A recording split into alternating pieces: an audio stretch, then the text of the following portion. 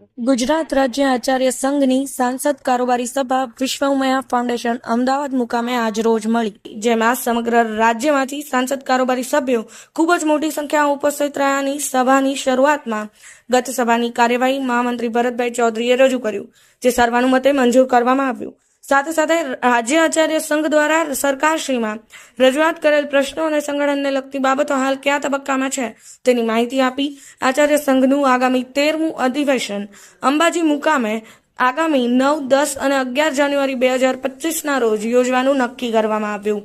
કલ્યાણ નીતિ કન્વીનર સુરેશભાઈ સરસાવાળિયાએ કલ્યાણ નિધિની માહિતી રજૂ કરી વધુમાં વધુ સભ્યો બનાવવા અનુરોધ કર્યો। સારસ્વત સંપાદક રાકેશભાઈ પંડ્યાએ સરસ્વત મુખપત્રને લગતી માહિતી સભા સમક્ષ રજૂ કરી।